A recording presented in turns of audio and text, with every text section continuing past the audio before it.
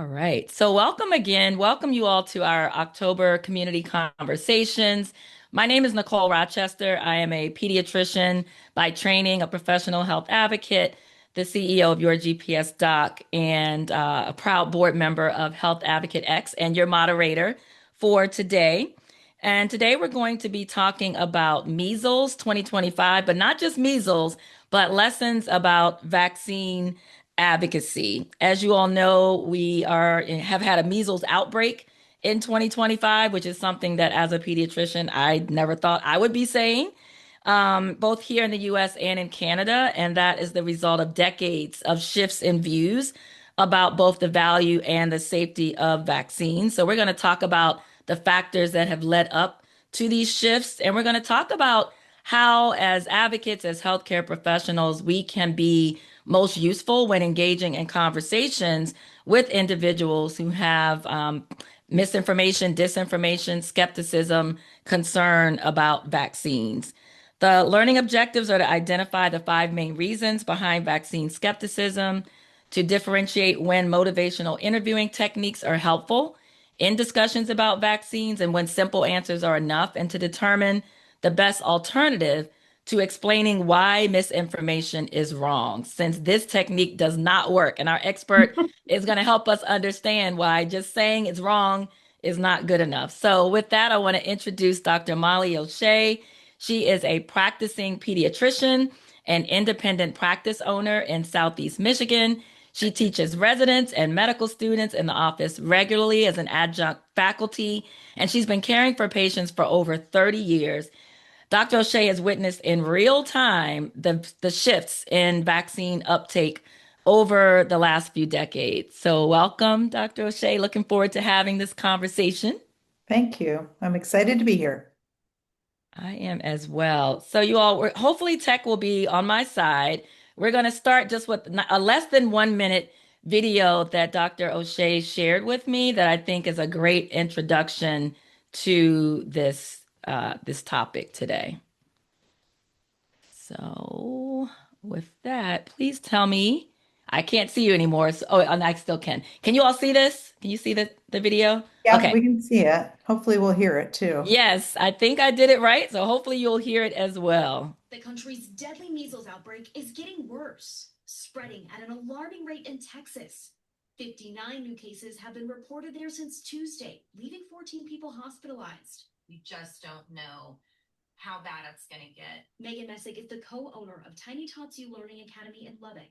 6 children who attend the Texas daycare have tested positive for measles. I've got parents that are upset because we're doing so much and then, isolating their children. And then you've got other parents that are like, do more. It's something Lubbock County Public Health Director Catherine Wells feared. I think this demonstrates how infectious measles is. It is our most infectious virus that we know about. More than. All right. I don't know. Hopefully you all saw that whole thing. Something happened with my mouse.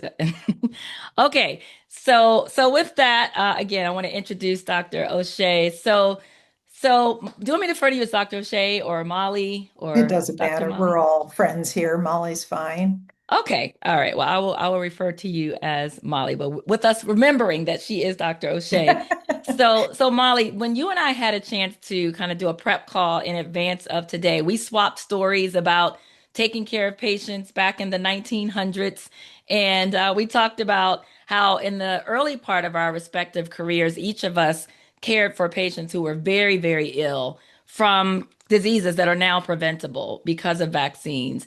And while in that era, we all had parents that had concerns, there were patients that had concerns, but most of them were very excited to be able to vaccinate their children and protect their babies. However, here we are now in 2025. We're facing the return of highly contagious diseases, measles included, amidst a growing wave of anti-vaccine sentiment. So, if you can help us understand, how did we get from the place where, parents were coming to you and me and many other pediatricians and family docs asking, maybe even begging for the new vaccines, to where we are now, where even in the midst of outbreaks, many individuals are choosing not to vaccinate. Yeah, I think thank you first for this opportunity just to talk about it. And I think some of the things we're going to talk about today are universally applicable to a variety of conversations that as health advocates you'll be having with the people you work with. Because controversy, conflict, uncertainty, and misinformation are not unique to vaccine conversations. So this will be an opportunity to use the vaccine information, misinformation as an example of sorts to apply in all kinds of settings. So back when Nicole and I first were in practice, back in the dark ages before the turn of the century, as I like to say to my students, um, we saw kids who died of rotavirus or died of Hib or died of strep pneumo. We didn't, neither one of us probably saw polio, but we certainly No. saw the effects of polio on parents who were now taking care of children. And so as each vaccine became available, the parents also aware of children who had died in the community or aware of their other children who had been hospitalized due to severe illness were eager to take the opportunity to protect their children. And at the time, there remained a confidence in the medical community, in the science that backed up these decisions around, how we went about bringing things to market. And so the decision to accept and go forward with vaccination was really straightforward. And so a new vaccine would come on the market. In general, with rare exception, families were eager to take advantage of that opportunity to improve their children's potential health outcomes, and how merrily along the way we went. And then in the late 1990s, I'm sure many of you have already kind of heard this story, but there was a study published in the Lancet by a physician whose last name was Wakefield, Andrew Wakefield, which purported to show in a very small group of children, the study had 12 children in it, a relationship between receiving the MMR vaccine and autism. And that study in 1998 was an incredibly worrisome event for all of us. And Nicole and I were talking, we were on the front lines then, right? When that study came out, we did not know what to think. We had been, giving vaccines all along. We were confident in their success in having seen the rates of those conditions dramatically reduce over time. And yet, if this really was the canary in the coal mine, we did not want to be harming our patients. So in that early time when the study had come out, but before we understood its implications, we too, as physicians, as pediatricians, were equally concerned about the safety of vaccine when it came to MMR. Around that same time, the DTP vaccine, which had been given for quite a while, that protects against whooping cough and diphtheria, had shifted as well. It went from being one type of vaccine where it was called whole cell pertussis. It went to a milder form of pertussis coverage because we had seen so much decline in whooping cough, and because the DTP with the whole cell caused some significant side effects in some children. Seizures, for example, could be seen following DTP vaccine. So vaccines were beginning to be seen as something that weren't just all good. There were potentially some risks or problems associated with vaccination. And even though we were, as a scientific community, taking those risks seriously, changing the DTP formulation as the pertussis risk declined, for example, taking seriously this potential relationship between MMR and autism, and then as a result, ramping up research around that question. Parents also, naturally, as they should, began to ask those same questions. And the real difficulty, the underlying kernel of uncertainty really remained.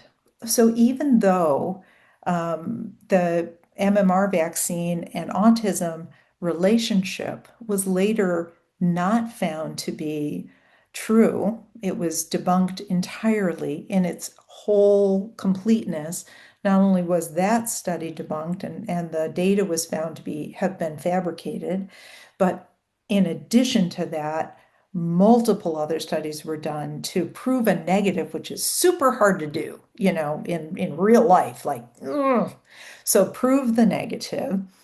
That doubt, that uncertainty, that seed had been planted.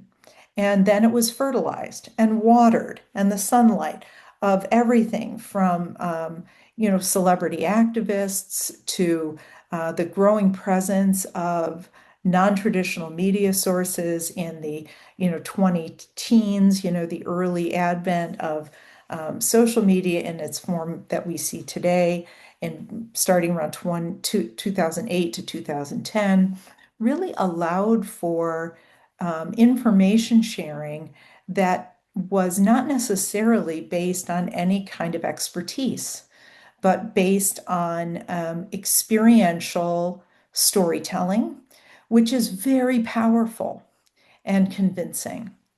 So there were then, um, groups of people who became very entrenched in their points of view around vaccines.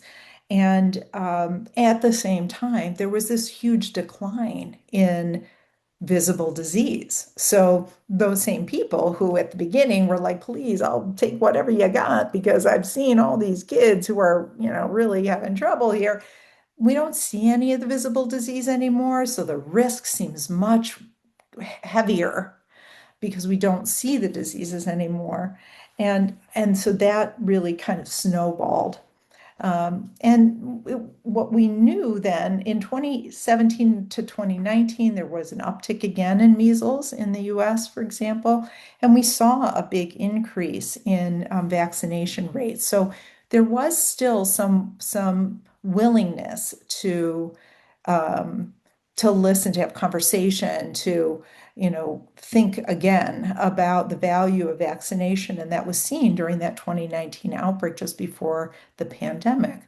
This time, however, because of the shifting dynamics that have to do with the rise of mainstream interest in kind of natural approaches to medical care, the kind of don't tread on me, sort of anti-government, don't tell me what to do sentiments that have also really kind of taken root. And now, not just a distrust of science, but an increasing distrust of government and science, both, all have come together to create an environment in which vaccines and the science that kind of backed it up, the people who represent the medical establishment, all of this whole thing is under scrutiny now in ways that weren't before. And this now has created very tense conversations when there are times around, especially vaccines, but other issues too, when we need to have a conversation about child health and wellness. Wow. Thank you, Molly. I appreciate that. You have a comment in chat. Thanks for that history. I didn't know all of that. I don't think I even knew all of that. And the way you describe it, it really has been a perfect storm, or maybe an imperfect storm, more appropriately. But all of these factors all coming together at a time such as this.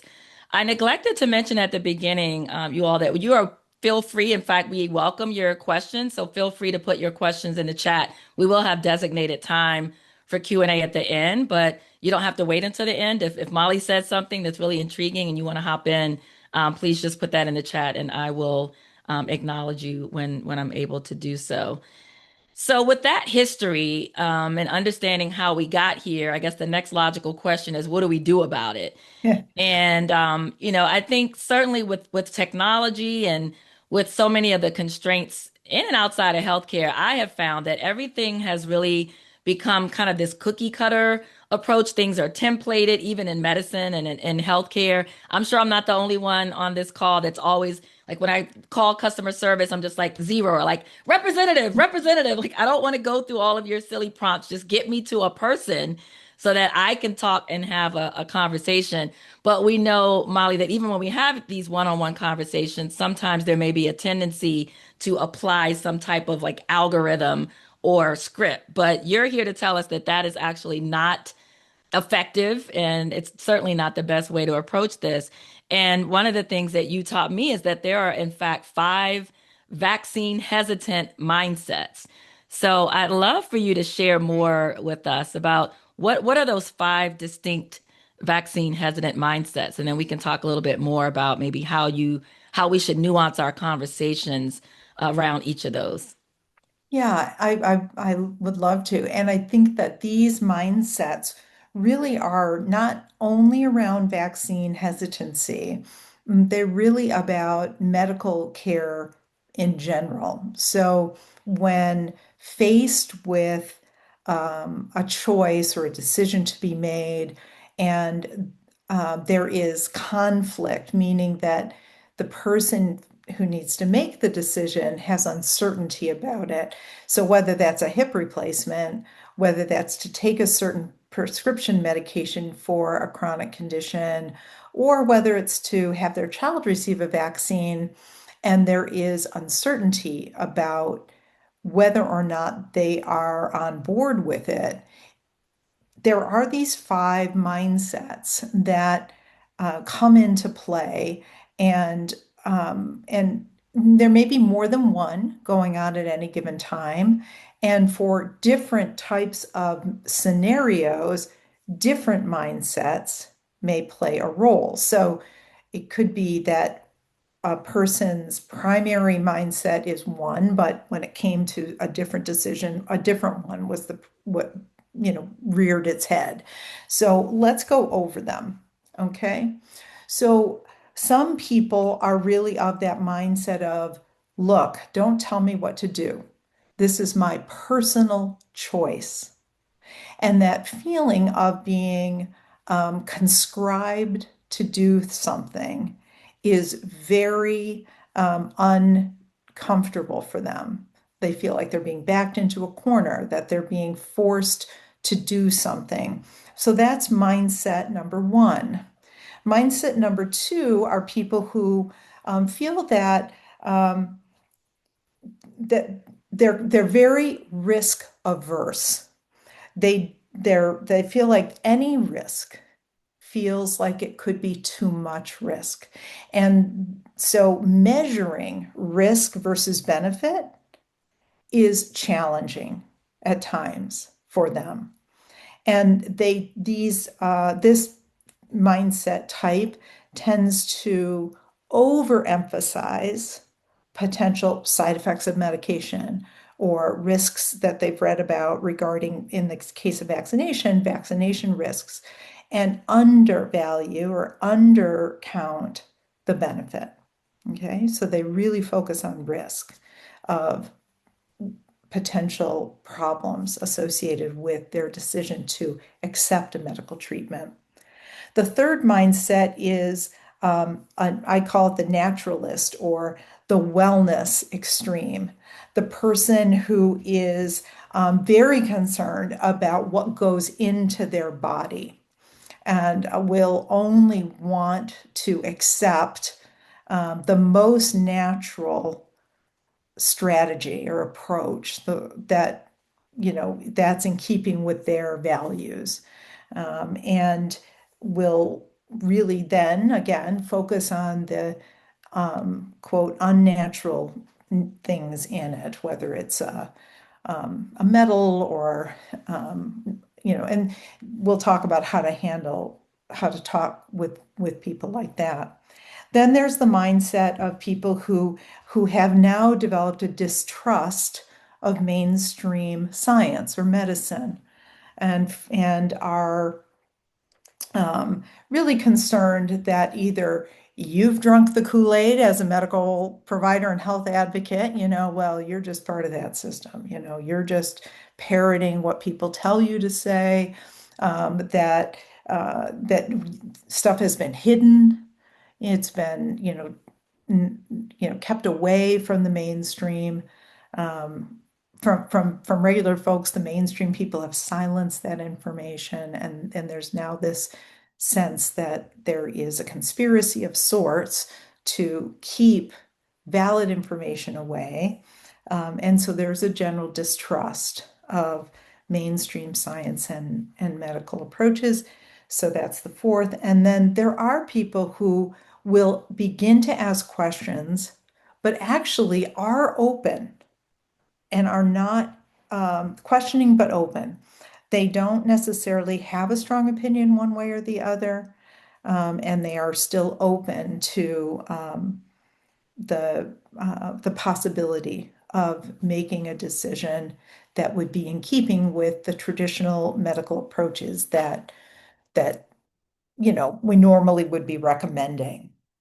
The tricky part, of course, is, when someone is recommending or talking about a certain procedure or medication or treatment plan, and the response is, not what is expected, sort of the, oh, okay, I've got a couple questions, let me ask my questions, but rather a really strong response.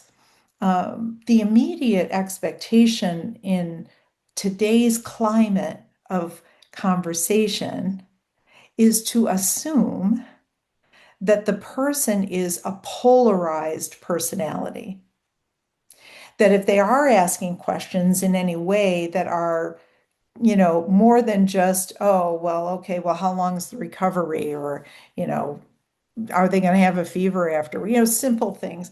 If they're asking any questions that feel probing or whatever, that, oh boy, it's one of those, you know, whew, sheesh, you know, and that assumption creates in us as health advocates, as pediatricians, as healthcare providers, an automatic, it gets our guard up, and we tend to respond in ways that we'll talk about in a few minutes actually may shut down the line of communication, um, even though that's not what we really want to do.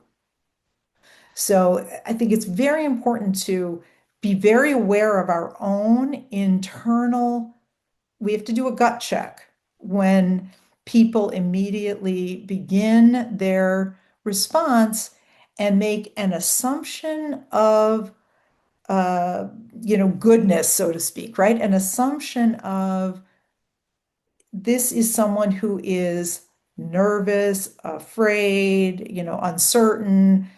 Don't try to avoid making an assumption that this is someone who is trying to, test me with their quirky conspiracy theory. And instead, take that open-hearted stance, that kind of relax your shoulders approach, and say, we'll talk about how you approach it and what you might want to say or not say to respond to some of those questions that come up. Yes, be curious. Exactly. Yes. Exactly. Be curious, assume good intent. I love that you said open-hearted, and I really appreciate, Molly, that you are calling us in to some extent because this is human. Like we're all human. We all have our natural and normal emotions. We all have our internal biases, some conscious, some unconscious. And it's not that you're a bad person if you have this immediate gut feeling, as you described it, like, oh boy, the eye roll and things like that. But it's important for us to understand that. And so I love this idea of just being curious and assuming that they're not polarizing. And in fact, even if they are, we'll talk about how to manage Right. those Well, individuals as sometimes they well. are. Right. So Yeah. sometimes they are. And it's not that they're trying to get your goat. That's not what they're trying to do. They're in a medical situation. If they're in a conversation with you as a health advocate or with me as a pediatrician, they're in a medical situation where a decision needs to be made, and they have um, strongly held beliefs, opinions, as well, and want to advocate for themselves or their loved one. And it's they're not really trying to be adversarial in the sense of I'm going to show you what I know and I'm right and I want to convince you of it. It's more that they need to do their due diligence to ensure that whatever the outcome is made, the decision is made in a way that in which they feel heard and respected That's right.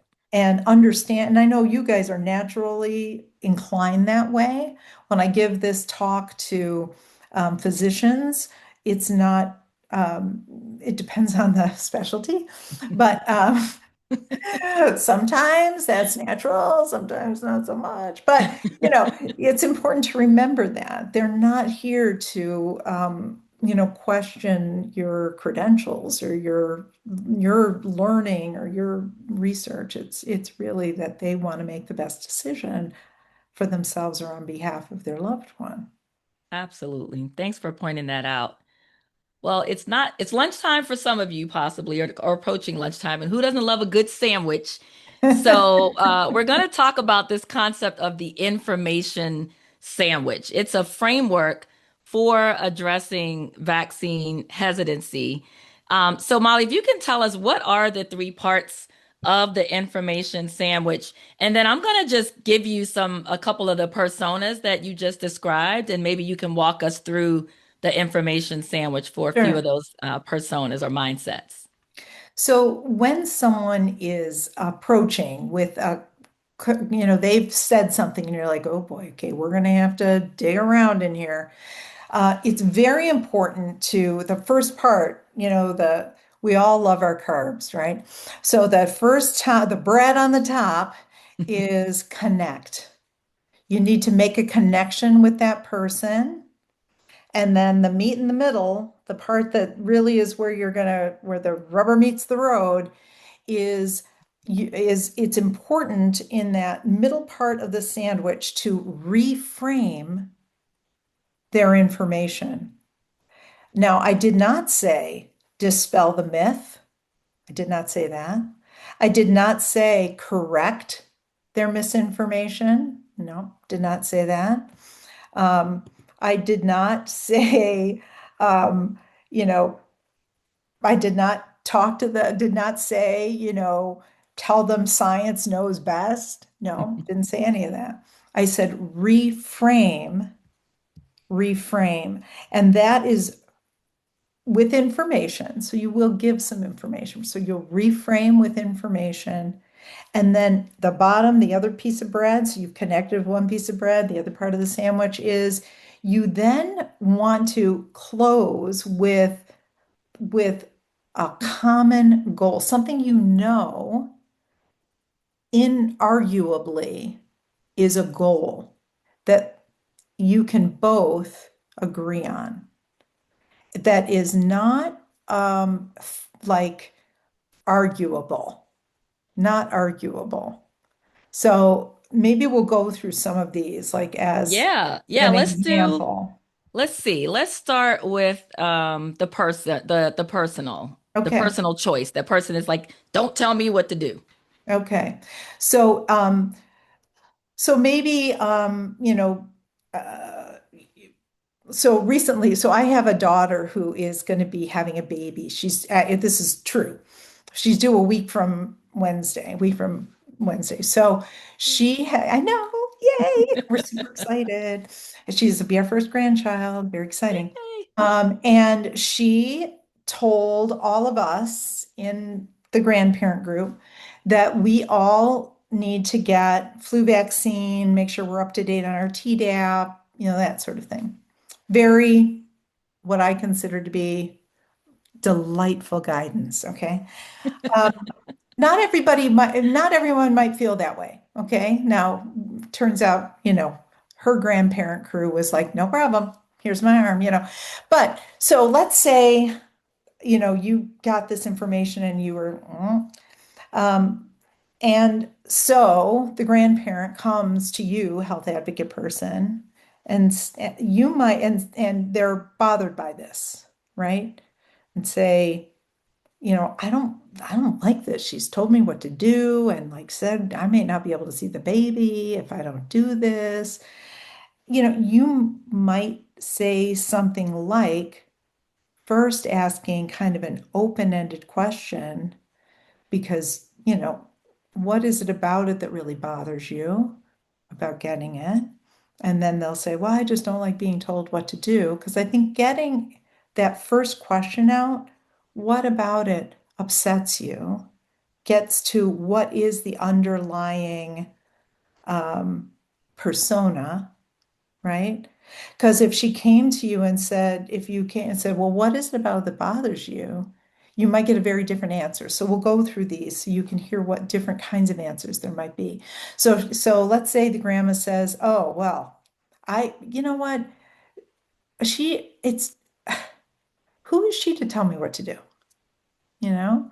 I mean, I'm her mother-in-law. It's like, and then you might say something like, you will always be in charge of this decision. She cannot make you do anything. Be aware of that. This will always be your decision. And say, but why do you think she asked this of everybody? Or you might say, what are some positive things? Can you see any positive things coming from getting the flu vaccine or the Tdap for yourself? So I reframed, I didn't try to argue why, didn't try to give the daughter-in-law's arguments, right? I didn't try to explain the value of flu vaccine or Tdap. I just said, why do you think she asked? I want to get her to think it and figure it out. Or you could say, what are some positive reasons you might see for doing it? Listen. You might have to do some follow-up conversation depending on what she says. And then the wrap up would be, you know what? Being with your grandbaby, that is the most important thing. It's going to be wonderful. You are going to love it so much. That's And really good. yeah, and that way, or saying something like having the baby safe and healthy, that's what everybody wants. Because nobody can argue with that statement. Hmm. There's no arguing with that statement. So these are ways you can connect, reframe, and then create that common goal. That's really good. You're good at this. We can tell you do this a lot, Mom. That's really good. Not my first rodeo, Nicole, not my first rodeo. What if that same grandma expressed like a distrust of science? Oh, a distrust of science. Yes. Well, um, so let's say she answered and said something like, and you said, well, tell me why does getting a Tdap and a flu vaccine, tell me what about that makes you so upset? And she says, well, RFK's really been looking into this now, and I'm not even sure about whether these vaccines are even safe. They've got, all kinds of things, and they are hiding stuff from us. They are reopening all the stuff. I don't even know if I should be getting any vaccines anymore because who knows? Okay. And you could say, well, everyone wants to feel and be sure that the information that they have when they make a decision is as complete as possible. Everybody. So that's a connecting statement, right? Because that's true. We all would want to have as much as complete of information we can have. Then the reframe is, can I share something with you? And if she says no, you're done. If she says yes, you keep talking. Asking permission is so important here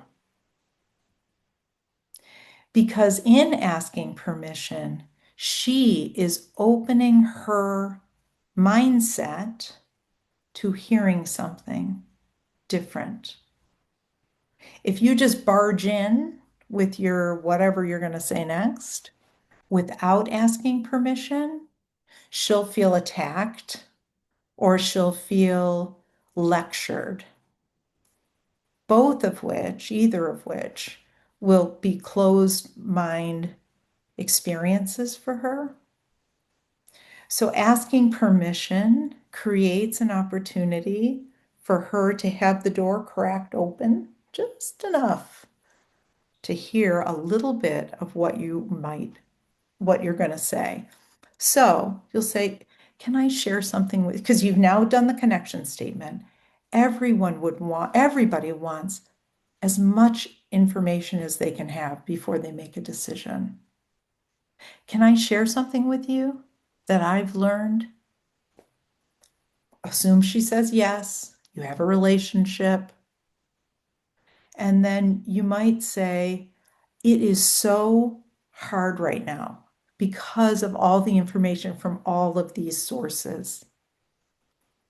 One thing I know is that data from all over the world, from centers as far away as Asia and Europe, have all shown independently how safe the flu vaccine is and how safe the Tdap is. What have your experiences been when you've gotten vaccines before? Let her answer and say, what do you think? What does that information mean for you? And then let her answer again. And then say, because being with your baby, your grandbaby, this is going to be wonderful. And everybody wants your grandbaby to be as safe and healthy as possible. That's excellent. And that way you've wrapped it up.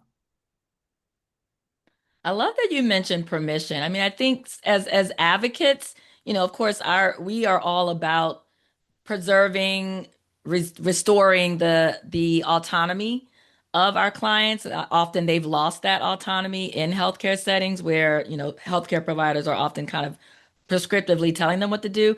And I don't know that it's natural, and maybe because I'm also a pediatrician or a physician, maybe I still have some remnants of that life. But this idea of asking permission is I think really important because it acknowledges that they have the capacity to decide, what's right, what's wrong, what they're going to accept, what they're going to reject, and also just kind of this idea of inviting instead of just barging into the front door, we're gently knocking and saying like, "Hey, can I share some information with you?" And I love that you also said if they said no, that's the end of the It conversation. is. That's right.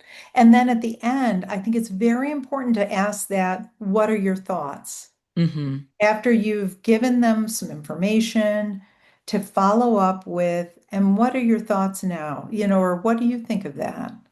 So that it's a dialogue. It is, Yeah, it really is a back and forth then. this is great. So you've given us some really helpful prompts for how to have the conversation, what to say. But we also know that there's things that we shouldn't say. And for some of us, that might be an unlearning. We're learning a lot today, but sometimes part of learning is unlearning and unwinding. So, what are some of the vaccine related phrases that we should actually avoid using when communicating with clients who may have some vaccine uncertainty or hesitancy? Yeah, I know it's really tempting to talk about kind of using phrases like, oh, this is a weapon against disease, or it helps you build your forces or your warriors.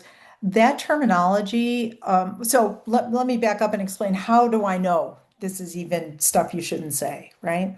There's an organization that the American Academy of Pediatrics works with and has for now quite a while that does deep dive research into the use of language when it comes to um, I guess, swaying opinion, I guess is the best way to put it. It's called the Frameworks Institute.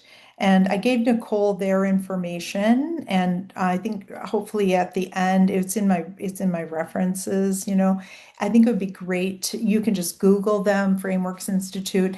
They have all kinds of really useful information. And it's an ongoing project to understand what specific words and phrases land and which ones don't. Because if someone's just going to tune out because you used a word, and these sometimes you know your audience best, right? We each work in communities or with individuals, and we know what words to avoid or which words to use. So if there's something that I say that you know is not going to work with your particular subgroup, by all means, follow your personal knowledge of your group. We've learned, like the Frameworks Institute, for example, does do deep dive research, and they're now doing sub research into Latino families in the Southwest, Latino families in the Miami area, and are finding very different responses between those two groups.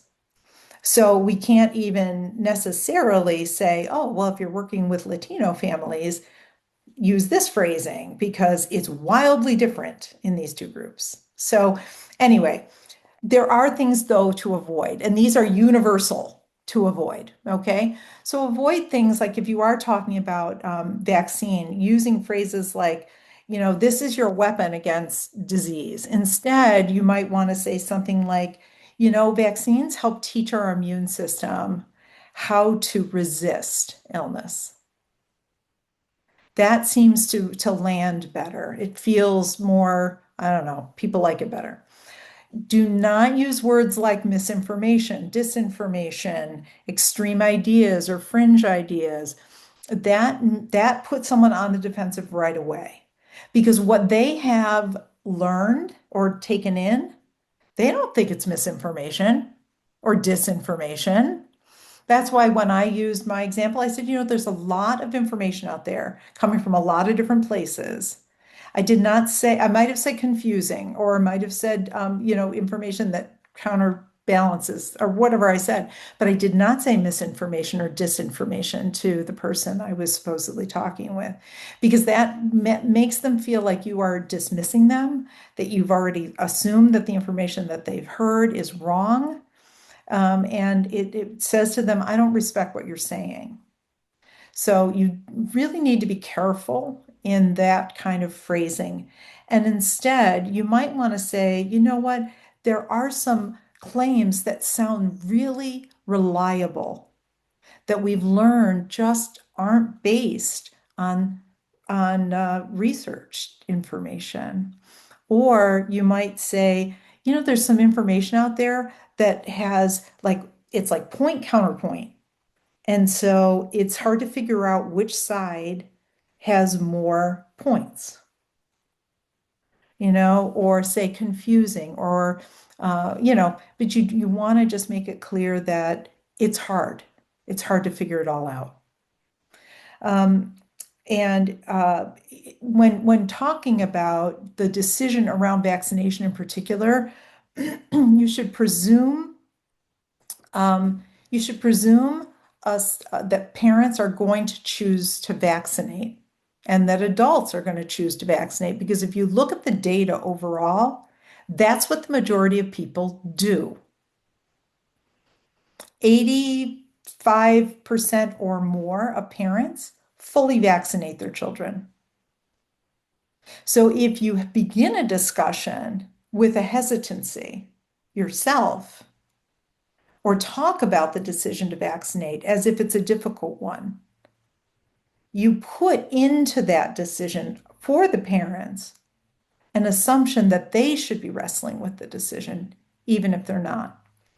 So there should be a presumption of ease around the decision and, a presumption that this is a natural decision to make if you are presenting it.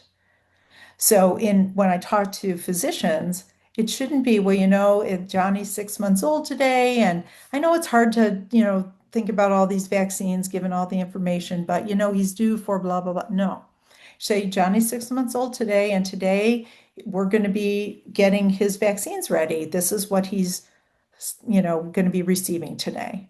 And then let that response come from the parent to say, well, wait a minute, I'm not, and and have it be talked about in that way. Presume the norm, and then have a discussion, just like you would if a person was, anemic and you were ordering a CBC, or the person, you wouldn't go in, well, maybe I know you're uncertain about whether or not we should do any blood tests, but you should just assume that you're going to do it and, talk it through.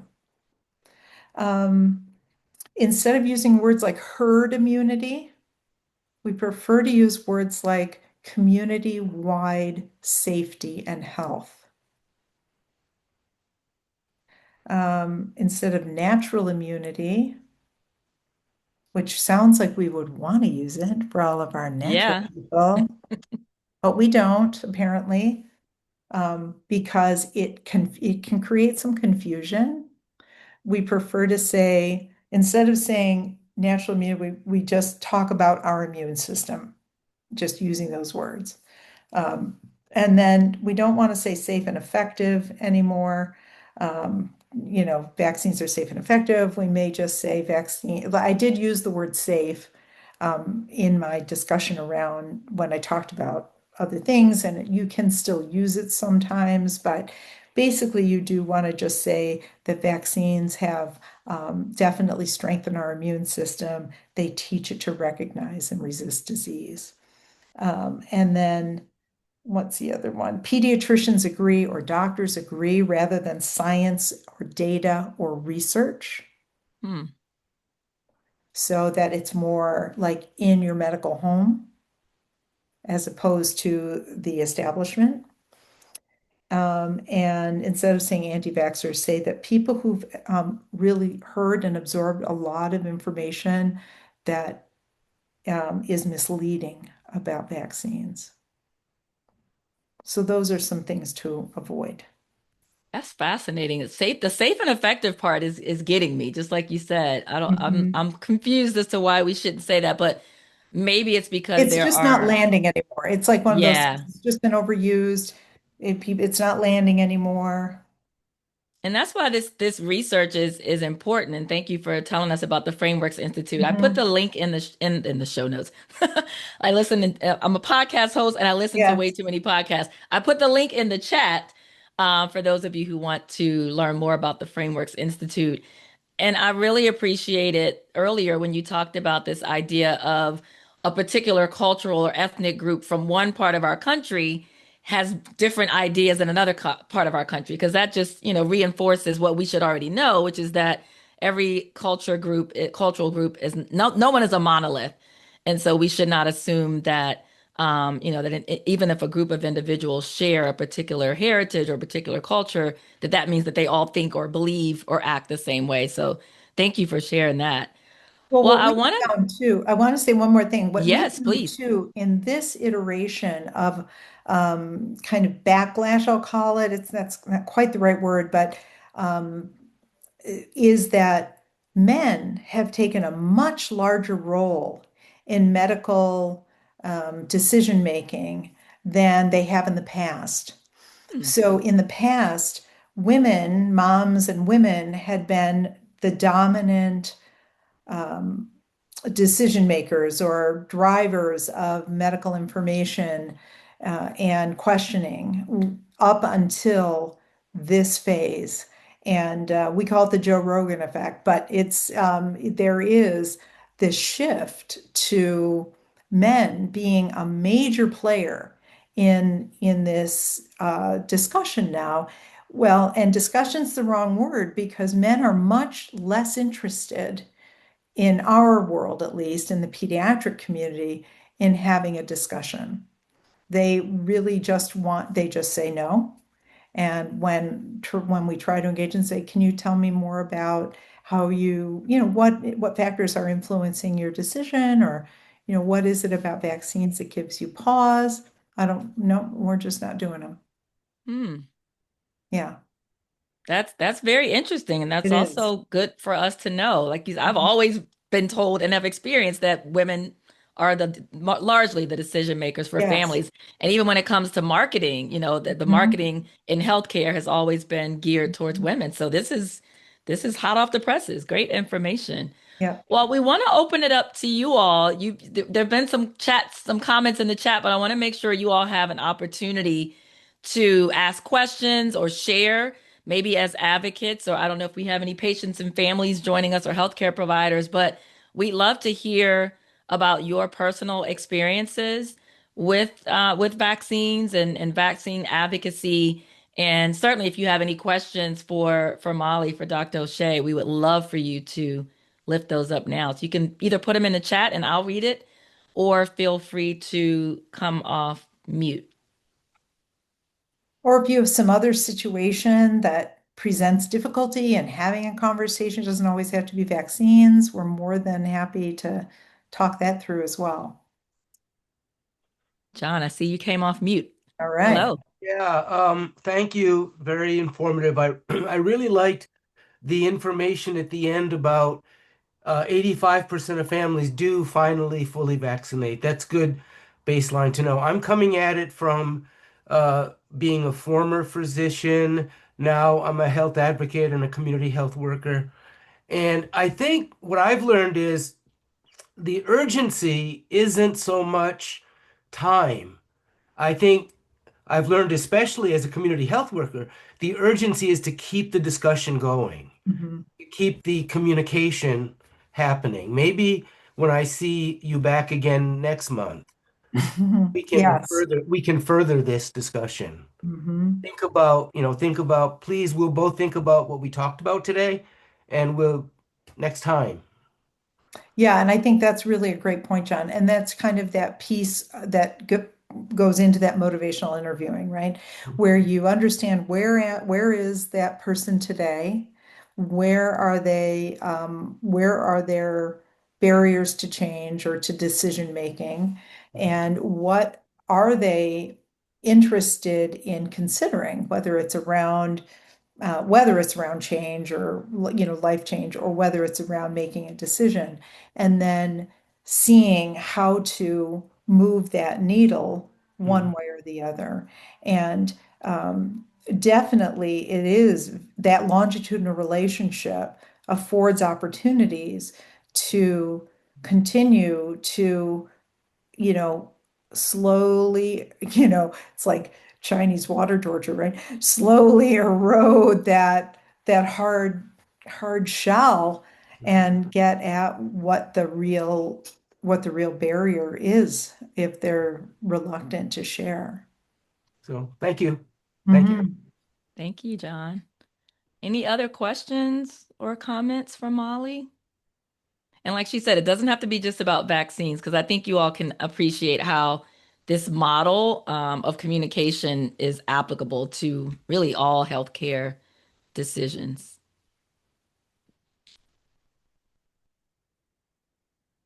Yeah, it's not about being right, which is so hard sometimes for me, at least. I don't know about the rest of you.